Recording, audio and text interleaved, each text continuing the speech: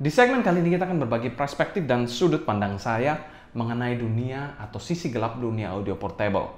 Disclaimer, tidak ada tujuan sama sekali untuk menjatuhkan salah satu pihak ataupun hal-hal negatif lainnya.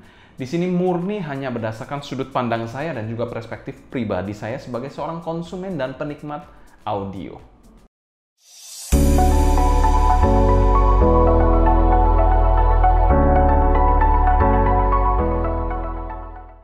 Halo semua, selamat datang di channel Sound Dignity bersama dengan saya Sebastian yang seperti biasa akan sharing info dan racun mengenai dunia personal audio, baik itu audio portable ataupun desktop audio.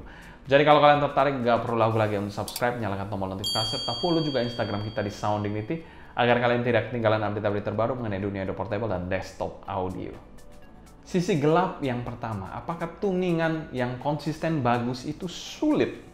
Kenapa sebuah perusahaan in-ear monitor itu tidak men-tuning sebuah in-ear monitor itu dari in-ear monitor yang pernah mereka produksi dan berhasil?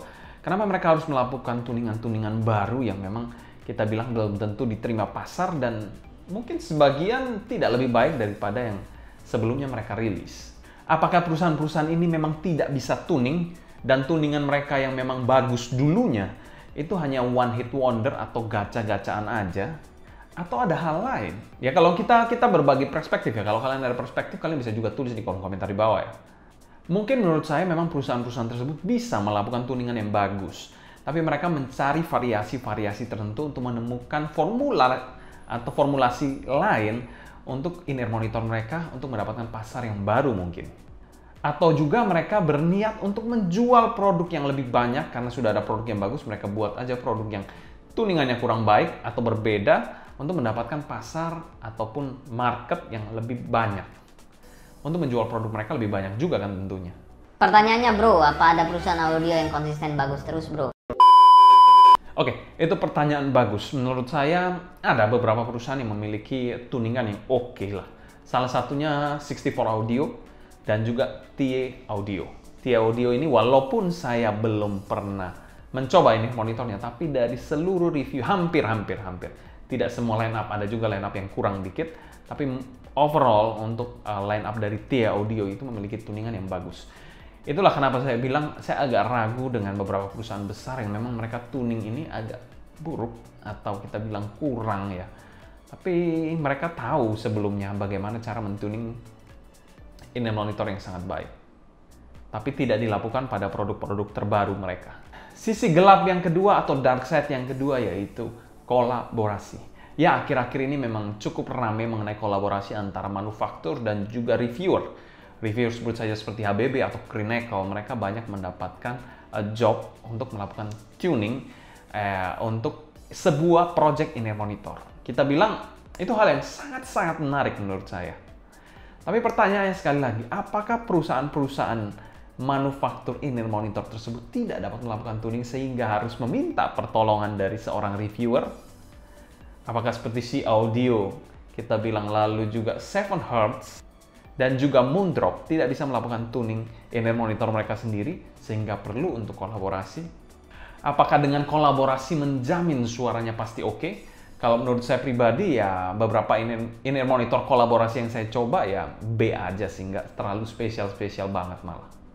Tapi bisa juga, menurut perspektif saya ya, bisa juga ini merupakan sebuah taktik marketing. Kalau saya sebagai konsumen, saya melihat sebuah logo ataupun ada embel-embel collab antara Crinacle atau HBB, saya mengetahui bahwa in-ear monitor ini wow, mantep ini di-approve oleh reviewer terkenal dan juga di-approve atau di-tuning dengan sangat baik oleh reviewer terkenal. Dan tentunya saya sebagai konsumen juga exciting banget untuk hal tersebut. Jadi kalau menurut kalian sendiri bagaimana? Apakah memang in-ear monitor atau produsen in-ear monitor yang ada sekarang ini tidak bisa mentuning sehingga harus meminta pertolongan seorang reviewer untuk mentuning in-ear monitor mereka? Ataukah hanya marketing taktik? Ataukah marketing gimmick untuk memperbanyak atau memperluas omset ataupun pasar mereka? Ya mungkin kalian yang bisa jawab. Dark side yang ketiga mengenai feedback dari pengguna. Ini merupakan hal yang cukup menarik juga kalau kita lihat. Terdapat produsen in-ear monitor ini yang melakukan kesalahan yang sama terus-menerus. Mereka melakukan tuningan yang memang V-shape, bassnya overly boomy, dan lain-lain.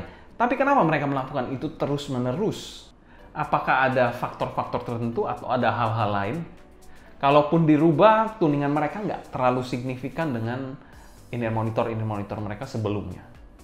Kalau menurut saya pribadi, memang industri in-ear monitor atau perusahaan-perusahaan tersebut ya, memang membatasi perubahan-perubahan tuningan mereka untuk dapat menjual produk yang lebih banyak di masa depan atau waktu ke depannya. Sehingga ada ruang untuk improve dari in-ear monitor mereka. Kalau mereka melakukan perubahan secara signifikan, saya rasa mereka bisa melakukan perubahan secara signifikan. Tapi kalau perubahan itu dilakukan, tentu saja in-ear monitor selanjutnya mereka akan kebingungan untuk mencari perubahan apa yang bisa dilakukan dari tuningan mereka.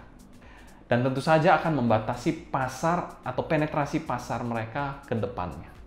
Atau hal lain yang mungkin saya tidak pikirkan juga, mungkin banyak juga yang menyukai tuningan seperti yang ada sekarang ini, yang mungkin V-shape atau bumi dan lain-lain. Ya mungkin ada pasarnya yang lebih besar dibandingkan audiophile yang pasarnya lebih niche atau lebih kecil. Dark side atau sisi gelap yang keempat, yaitu sharing antar brand. Oke, ini juga salah satu hal yang cukup common atau kita bilang lumrah di dunia Chi-Fi.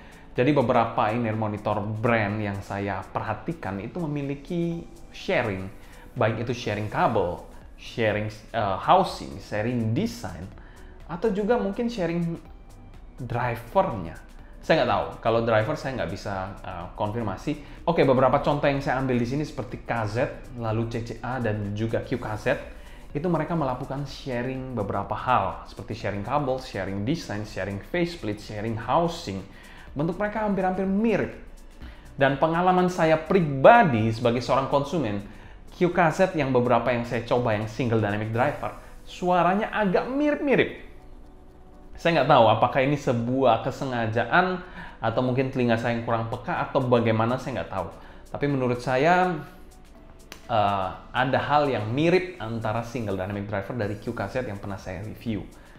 Jadi itu sekedar gambaran untuk kalian. Jadi sharing-sharing hal tersebut, mungkin juga sharing tuningan dan lain-lain.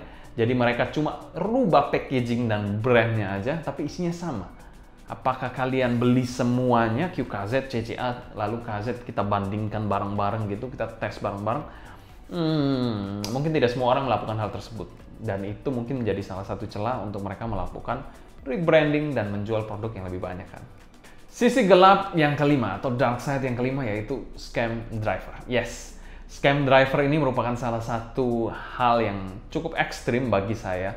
Saat saya dengarkan sendiri, saya cukup merasa wow, mereka sampai segitunya untuk melakukan atau menjual produk-produk mereka dalam jumlah yang lebih banyak. Kalau saya tidak salah, waktu itu ada scam dari KZ, di mana di CRN atau kolaborasi antara KZ dan Crinacle itu sempat ada masalah di mana drivernya itu tidak berfungsi atau tidak memberikan suara yang signifikan dari drivernya. Jadi bisa dikatakan drivernya itu scam, ya, dalam konteks tertentu scam ya.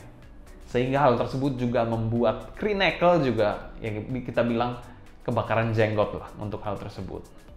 Dan dari situ saya juga mempertanyakan, apakah Crinacle mencoba setiap drivernya atau menjadi seorang tuner yang betul-betul mencoba setiap drivernya dengan baik? Atau bagaimana? Saya nggak tahu. Tapi itu hanya perspektif saya aja. Bagaimana metodenya juga saya juga nggak tahu. Jadi itu hanya perspektif saya. Jadi seorang tuner harusnya juga melakukan pengecekan pada setiap drivernya dengan sangat-sangat teliti. Dan pada saat final produknya juga tidak mengecewakan atau merugikan konsumen. Dari scam driver tersebut tentu saja saya sebagai seorang konsumen juga skeptis terhadap multi driver yang akan dikeluarkan selanjutnya dari KZ dan juga jajarannya. Jadi apakah mereka akan scam lagi ataukah ini betul-betul bunyi dari driver-drivernya? Itu juga menjadi pertimbangan saya sejak kasus ini terjadi. Memang ini merupakan kasus yang kita bilang cukup ekstrim lah yang dilakukan oleh perusahaan-perusahaan audio untuk menjual produk mereka lebih banyak. Tapi kalau kalian sendiri gimana? Kalian tetap beli nggak sih? Oke, inilah beberapa sisi gelap dari dunia audio portable. Mungkin kedepannya kita akan bahas juga sisi gelap part 2 kalau memang sisi gelap ini menarik bagi kalian. Tapi ada hal di sini yang mesti kalian pahami, bahwa di sini tidak ada tujuan untuk menjatuhkan, semuanya murni hanya sudut pandang saya sebagai seorang konsumen. Mungkin sekian dulu untuk sharing kali ini. Kalau kalian ada pertanyaan mengenai hal-hal tersebut, kalian bisa tulis di kolom komentar di bawah. Mungkin sekian dulu untuk video kali ini. Saya Sebastian dari Sound Dignity pamit undur diri. Sampai jumpa di video berikutnya. Happy listening, stay healthy, and ciao.